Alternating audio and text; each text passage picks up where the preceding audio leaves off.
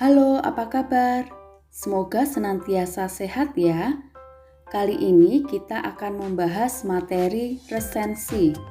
Nah, pertama-tama, apa sih manfaat membuat resensi? Manfaat yang pertama, memberi informasi atau pertimbangan. Yang kedua, memperluas wawasan. Dan yang ketiga, menuangkan gagasan dengan cara yang positif. Nah, hasil resensinya bisa dikirimkan ke majalah atau surat kabar. Jika termuat, kita akan mendapatkan royalti. Selain itu, kita bisa memberikan berkat untuk membaca melalui informasi atau ulasan yang kita buat secara objektif. Mari kita pahami tujuan membuat resensi. Yang pertama, menarik minat baca masyarakat agar mereka membaca buku yang dibahas. Yang kedua, memberi pemahaman komprehensif mengenai suatu karya dari sudut pandang penulis resensi. Yang ketiga, memberi ulasan pertimbangan untuk pembaca tentang kelebihan dan kelemahan buku. Yang keempat, mengajak pembaca berpikir dan merenungkan tentang suatu karya yang diulas. Yang kelima, memberikan informasi detail terkait karya yang diresensi. Nah, sekarang apa itu resensi? Dalam KBBI dikatakan bahwa resensi adalah pertimbangan atau pembicaraan atau ulasan buku. Objek resensi tidak hanya buku, tetapi juga bisa film, drama, lagu, lukisan, atau karya yang lain. Berikut ini aspek-aspek yang dapat dijadikan bahan penilaian sebuah buku menurut Dr. Goris Keraf. Diambil dari buku Engkos Kosasih. Yang pertama, latar belakang buku. Penulis dapat mulai dengan mengemukakan tema dari buku yang diulas. Apa yang sebenarnya disampaikan dalam buku itu? Untuk itu, penulis dapat menyampaikan ringkasan atau ikhtisarnya. Deskripsi buku tidak hanya isinya, tetapi juga identitas buku dan dapat pula memperkenalkan pengarangnya, yaitu namanya, ketenarannya, buku yang telah ditulis, mengapa ia menulis buku itu. Dengan demikian, pembaca dapat mengetahui gambaran tentang buku itu sebelum masuk ke dalam teknis penilaian. Yang kedua, jenis buku. Menunjukkan pada pembaca buku yang diulas termasuk golongan buku yang mana: roman, komedi, biografi, cerita misteri, fantasi, dan sebagainya. 3. Keunggulan buku. Penulis resensi memperkenalkan organisasinya atau kerangka buku tersebut, yakni hubungan antara satu bagian dengan bagian yang lain. Apakah hubungan tersebut harmonis, jelas, dan memperlihatkan perkembangan yang masuk akal? Apakah bagian yang terdahulu menjadi sebab atau dasar bagi bagian yang menyusul? Hal lain dari masalah keunggulan adalah bahasanya.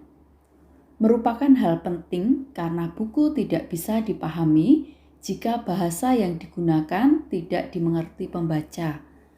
Bahasa jelas, teratur, tidak berbelit-belit, secara khusus untuk buku ilmiah, bukan buku sastra.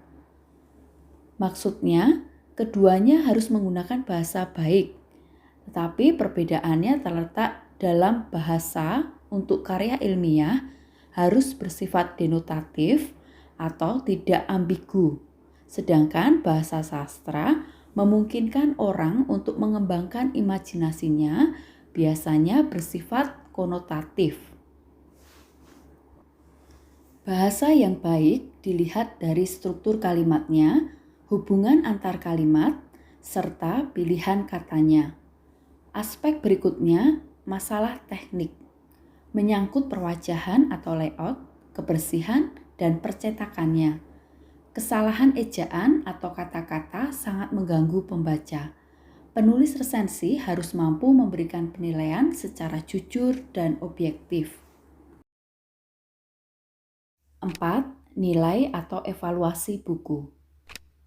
Dengan memberi gambaran latar belakang dan mengemukakan pokok-pokok yang menjadi sasaran penilaian, penulis sebenarnya telah memberi pendapatnya tentang nilai buku itu. Nah, mengkritik sendiri berarti memberi pertimbangan, menilai, dan menunjukkan kelebihan dan kekurangan buku itu secara penuh tanggung jawab. Tugas pokok penulis resensi adalah memberi sugesti kepada para pembaca apakah sebuah buku patut dibaca atau tidak. Ia harus melukiskan dasar-dasar serta kriteria-kriteria yang dipergunakan untuk membentuk pendapatnya itu. Dalam penilaian, penulis perlu mengungkapkan alasannya, contohnya, makna, kelebihan, dan kelemahannya. Langkah-langkah penulisan resensi. Mencatat identitas buku atau karya yang akan diulas, yang meliputi judul, penulis, nama penerbit, tahun terbit, termasuk ketebalan ataupun harga buku. Mencatat hal-hal menarik atau penting dari isi buku, seperti latar belakang buku, jenis buku, keunggulan, dan kelemahan buku. Selanjutnya, merumuskan penilaian tentang isi dan kesan-kesan buku itu secara keseluruhan. Dan yang terakhir, mengembangkan resensi dengan memperhatikan kelengkapan unsur-unsur atau struktur dan kaidah kebahasaannya. Struktur atau sistematika resensi meliputi judul, identitas buku, film, atau karya yang akan diulas, orientasi yang meliputi jenis kepengarangan, ringkasan, ikhtisar, atau sinopsis, paparan argumen yang meliputi analisis, penilaian keunggulan dan kelemahan, kemudian rekomendasi. Rinciannya adalah sebagai berikut. Identitas buku memberi informasi terkait judul, pengarang, penerbit, tahun terbit, ketebalan, dan lain sebagainya. Orientasi memberikan gambaran tentang latar belakang atau jenis buku, ringkasan buku, termasuk pokok-pokok isi buku. Kelebihan dan kelemahan ini bisa menganalisis dari isi, bahasa, ilustrasinya, dan yang lain. Bagian terakhir penutup, rekomendasi atau evaluasi, yakni dikemukakan saran bagi pembaca terkait buku tersebut. Kaidah kebahasaan yang menandai teks resensi adalah 1. Banyak menggunakan konjungsi penerang, bahwa, yakni, yaitu. 2. Menggunakan konjungsi penyebaban, karena, sebab. 3. Menggunakan pernyataan-pernyataan yang berupa saran atau rekomendasi. Nah, sekarang kita masuk pada bagian yang terakhir, yaitu kriteria penilaian resensi. Setelah melihat desain tata letak ataupun kerapihan, kita lihat kembali hasil resensi kita, mulai dari judul resensi. Apakah sudah menggambarkan isi resensi, menarik, singkat, jelas, dan tidak menimbulkan kesalahan penafsiran? Yang kedua, kita lihat kelengkapan identitas buku atau karya sastra. Identitas karya harus lengkap. Judul, penulis, penerbit, tahun terbit, tebal halaman, ukuran buku, harga, dan lain sebagainya. Yang ketiga, terkait pemahaman isi buku dan objektivitas penilaian. Mari kita perhatikan apakah sudah memenuhi hal-hal berikut ini. Memahami isi buku, yakni dengan memberikan orientasi, sinopsis, sesuai buku yang diulas. Memberikan ulasan kelebihan dan kekurangan, tidak hanya salah satunya saja. Memberikan rekomendasi pada pembaca dan memberikan penjelasan atas ulasannya. 4. Cara pengungkapan atau bahasa yang dipergunakan. Mengungkapkan atau memberikan kritik dengan sopan, jelas, dan menggunakan bahasa yang sesuai kaidah. Nah, mudah bukan membuat resensi?